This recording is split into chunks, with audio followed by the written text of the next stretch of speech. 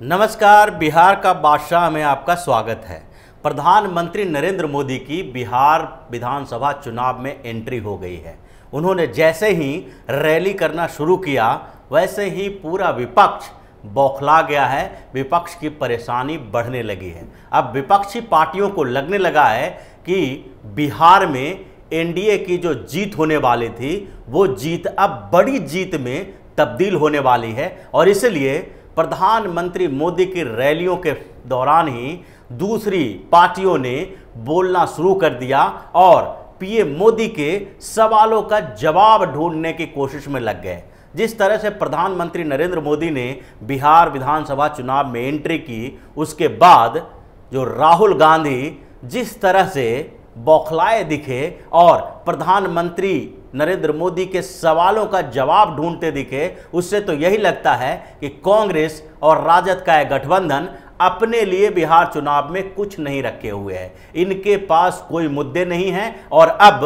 ये उन मुद्दों को ही तलाश कर रहे हैं जो मोदी उठाने वाले हैं। प्रधानमंत्री मोदी ने 3 रैलियां की और 3 रैलियां 3 अलग अलग क्षेत्रों में थी, जिसके कारण अलग अलग क्षेत्रों में जिन पार्टियों को कुछ उम्मीदें दिख रही थी वो सबसे ज़्यादा परेशान हैं और उनकी परेशानी इसी बात को लेके है कि अब उनके पास मुद्दा क्या है। क्योंकि जिस तरह से उन्होंने कंस्ट्रक्टिव पॉलिटिक्स की बात की और अलग अलग मुद्दे उठाए जो बिहार के विकास के लिए जरूरी था, उन्होंने राष्ट्रीय मुद्दे उठाए और बिहार के मुद्दे उठाए, लेकिन इन मुद्दों से जो परेशानी होने वाली है सबसे बड़ी वो है कांग्रेस, आरजेडी और ओवैसी की पार्टी को। और इसीलिए इन पार्टियों ने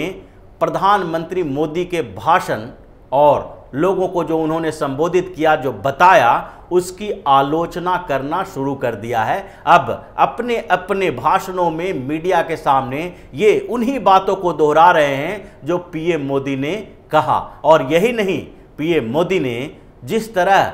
लोगों को बिहार के विकास के बारे में बात की, उन चीज़ों के बारे में बोलने से के बदले अब विपक्ष का एक वर्ग चिराग पासवान का भी मुद्दा उठा रहा है ताकि एनडीए में ही विरोध हो जाए। एनडीए के बीच जो दोनों पार्टियां हैं, जदयू और भारतीय जनता पार्टी, उन दोनों में आंतरिक कलह शुरू हो जाए,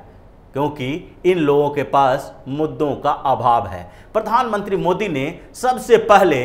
राष्ट्रीय और अंतर्राष्ट्रीय स्तर पर कुछ बातें की और उन बातों से कांग्रेस को क्यों मिर्ची लगी है उसको जानने के लिए सबसे पहले देखते हैं कि कौन सा मुद्दा किसके लिए था और उससे परेशानी किसकी बढ़ने वाली थी। मोदी ने जो बोला वो 370 के ऊपर बात की और 370 जो कश्मीर को विशेष राज्य का दर्जा देता था उसके हटाए जाने से कांग्रेस की क्या परेशानी है और कांग्रेस फिर से उसे क्यों कश्मीर में इंपोज करना चाहती है, इन बातों का जिक्र उन्होंने किया और जिससे राहुल गांधी की परेशानी बढ़ गई। प्रधानमंत्री मोदी ने कहा कि जब से कश्मीर में विशेष राज्य का दर्जा खत्म हुआ है उस समय के दौरान से ही जो विपक्षी पार्टियां हैं और खासकर कांग्रेस वहां पर फिर से 370 लागू करना चाहती है। अगर कश्मीर की बात करें तो 370 हटाए जाने यानी कि विशेष राज्य का दर्जा खत्म किए जाने के बाद से कांग्रेस बिल्कुल कश्मीर पॉलिटिक्स कर रही है और कश्मीर में उन्होंने बार बार इस बात का जिक्र किया कि विशेष राज्य का दर्जा खत्म किया जाना गलत था। गुलाम नबी आज़ाद ने बार बार संसद और संसद के बाहर दोनों जगहों पर उन्होंने बातें कही और कश्मीर के लोगों को होने वाली परेशानियों के बारे में जिक्र किया। कांग्रेस ने तो ऐसी स्थिति बना दी जिसके कारण पाकिस्तान को भी कांग्रेस से सबूत लेने पड़े और पाकिस्तान के प्रधानमंत्री इमरान खान जब यूएन में गए तो वहां पर भी उन्होंने कांग्रेस और विपक्षी पार्टियों के जुटाए गए सबूतों का जिक्र किया, उनके एविडेंस को वहां पर रखा, जिससे जो विपक्ष है वो फिर बाद में बैकफुट पर आ गई। सबसे बड़ी बात यही है कि आज भी कांग्रेस की नीति क्या है। क्या 370 पर कांग्रेस अपनी स्पष्ट नीति सामने रख सकती है? बिहार में चुनाव हो रहा है और बिहार में ये बात बता सकती है। राष्ट्रीय हित का सबसे बड़ा मुद्दा जो कश्मीर से विशेष राज्य का दर्जा खत्म किए जाने और वहां पर यूनियन टेरिटरी बनाने का है, उसको लेकर कांग्रेस की क्या स्थिति है, राहुल गांधी इसे स्पष्ट करना नहीं चाहते हैं। लोग जानना चाहते हैं कि कश्मीर पर कांग्रेस की नीति क्या है। कांग्रेस की नीति जो कश्मीर पर रही है उसे आधा दिखाया जाता है। अभी कांग्रेस ये बात भी कहेगी कि कश्मीर से विशेष राज्य का दर्जा खत्म किया जाना चाहिए था, लेकिन उसके लिए जिस तरह के तरीके का इस्तेमाल किया गया वो गलत है। उस गलत तरीके के आड़ में कांग्रेस इस बात को भूल जाती है कि वो कश्मीर में विशेष राज्य का दर्जा फिर से बहाल करना चाहती है, और ये कश्मीर में कांग्रेस की स्थिति दिखाती है। कश्मीर जो वहाँ के सारे नेता एक मंच पर बैठे हुए हैं, उमर अब्दुल्ला, फारूक अब्दुल्ला, महबूबा मुफ्ती, और उसके बाद जो जम्मू कश्मीर की दूसरी जो छोटी छोटी पार्टियां हैं मेन स्ट्रीम पॉलिटिक्स की, वो सारी पार्टियां अभी एक मंच पर आई हुई है, एक अलायंस बना रही है, और उसमें ये बात कही जा रही है कि गुपकर डिक्लेरेशन को फिर से लागू किया जाएगा, उसके लिए संघर्ष किया जाएगा। और गुपकर डिक्लेरेशन के सिग्नेटरी में कांग्रेस भी शामिल है, जिसमें स्पष्ट रूप से कहा गया है कि कांग्रेस सहित सीपीएम, कांग्रेस और जो नेशनल कॉन्फ्रेंस और पीडीपी, ये सारी पार्टियों ने जो गुपकर डिक्लेरेशन किया था उसमें यह स्पष्ट रूप से कहा गया है कि अगर कश्मीर में विशेष राज्य का दर्जा खत्म किया गया है तो उसे फिर से लागू करने के लिए आंदोलन किया जाएगा, यानी धारा 370 को फिर से लागू किया जाएगा कश्मीर में। इसके साथ साथ 35A को फिर से कश्मीर में जोड़ा जाएगा, उसके संविधान में जोड़ा जाएगा, और साथ साथ में इस बात की भी मांग की गई है कि कश्मीर को पूर्ण राज्य का दर्जा फिर से दिया जाए और जम्मू कश्मीर को यूनियन टेरिटरी के दर्जे से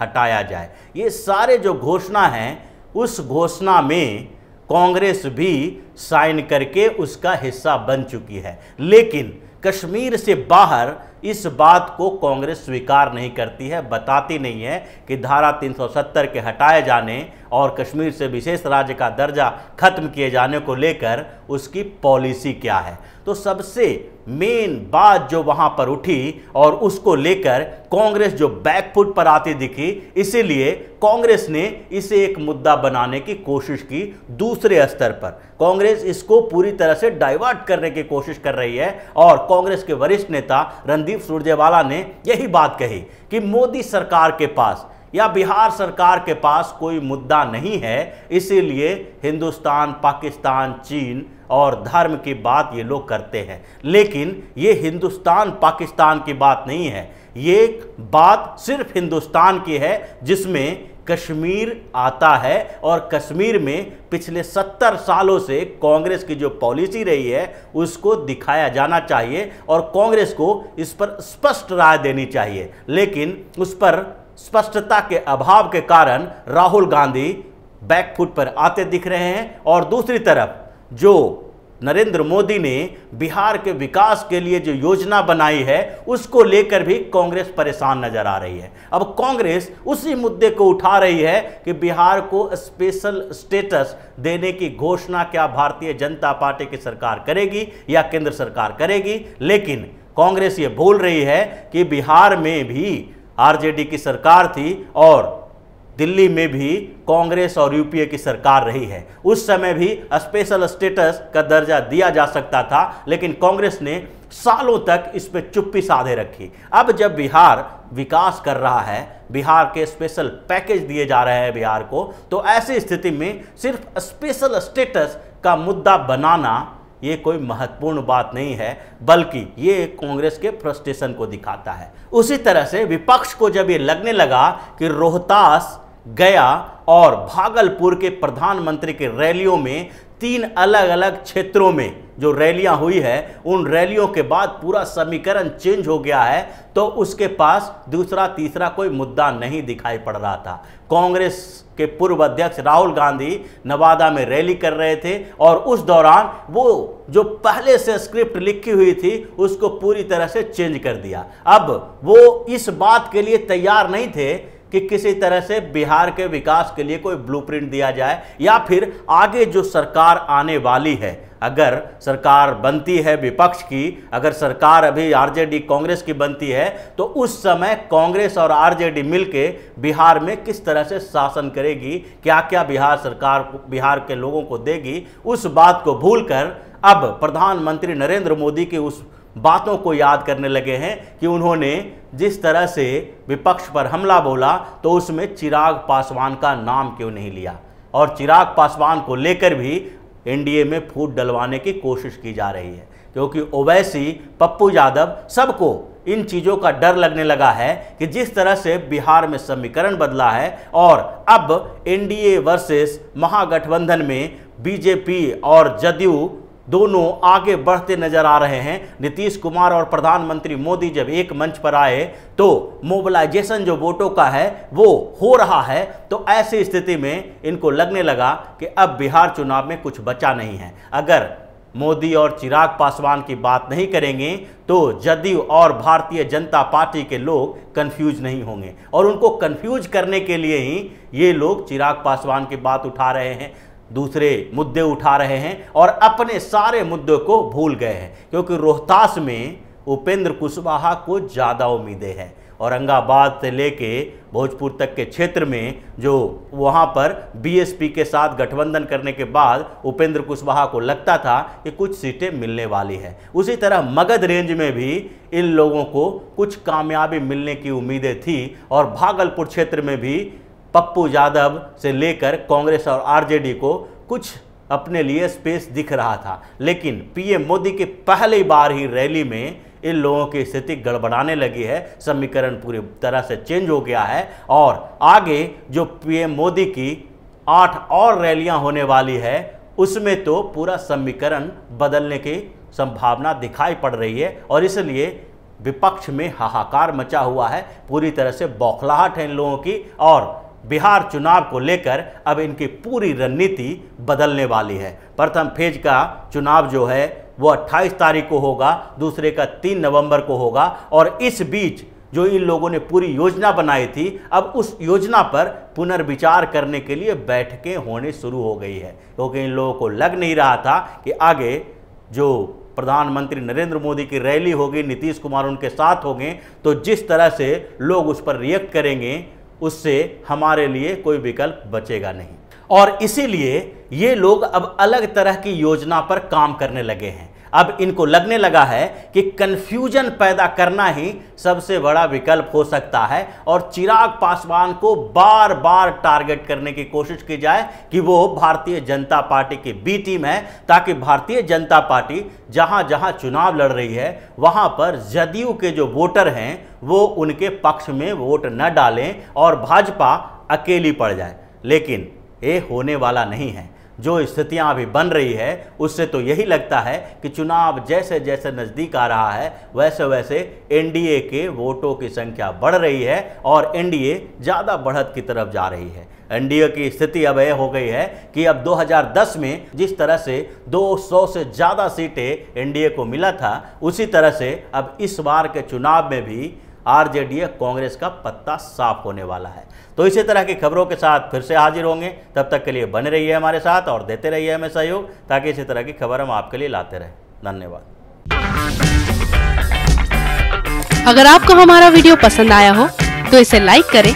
हमारे चैनल को सब्सक्राइब करें और हाँ, बेल आइकन दबाना ना भूलें,